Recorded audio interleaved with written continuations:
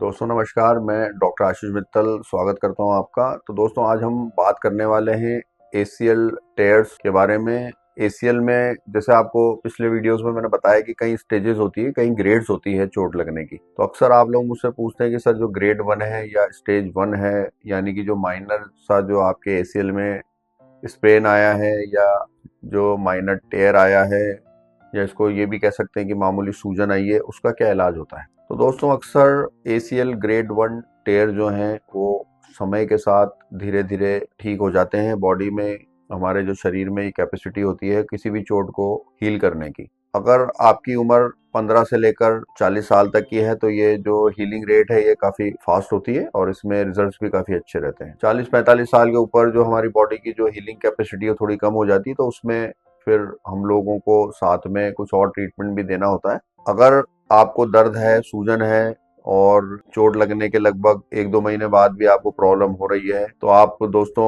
अपने डॉक्टर की सलाह लेकर फिजियोथेरेपी चालू कर लें। अक्सर फिजियोथेरेपी 4 से 6 हफ्ते, 8 हफ्ते करने के बाद आपको काफी अच्छा रिलीफ आ जाएगा। अगर आप में से कुछ लोगों को प्रॉब्लम ठीक नहीं हो रही है और दर्द हो रहा है और कभी कभी मामूली लचक भी होती है, तो हम लोग कई बार जल्दी हीलिंग के लिए पीआरपी थेरेपी यानी प्लेटलेट रिच प्लाज्मा थेरेपी भी हम लोग एडवाइस करते हैं। यानी कि आपके ही बॉडी से ब्लड लेकर 10 ml और उसको मशीन में चलाकर और उसको फिर हम लोग घुटने में या एसीएल के आसपास इंजेक्ट करते हैं। ये ऐसा हमको 3 से 4 बार करना पड़ता है इंजेक्शन, तो उससे भी हीलिंग काफी बढ़िया हो जाती है। एसीएल ग्रेड 1 टेयर में सर्जरी की जरूरत नहीं पड़ती है। अगर आपको वापस चोट लग जाए और अगर ये ग्रेड 1 से ग्रेड 3 हो जाए या 4 हो जाए तो फिर आपको ऑपरेशन की जरूरत पड़ सकती है। अगर एसीएल ग्रेड 1 के अलावा और भी आपको चोट है या कार्टिलेज में कहीं और चोट लग गई है या मेनिस्कल टेयर हो गया है तो वो आपको प्रॉब्लम करता है, तो फिर उसके लिए आपको सर्जरी की जरूरत पड़ सकती है। पर अगर सिर्फ आपको एसीएल में इंजरी है, ग्रेड 1 है, तो आपको ऑपरेशन की जरूरत नहीं पड़ती है। और ये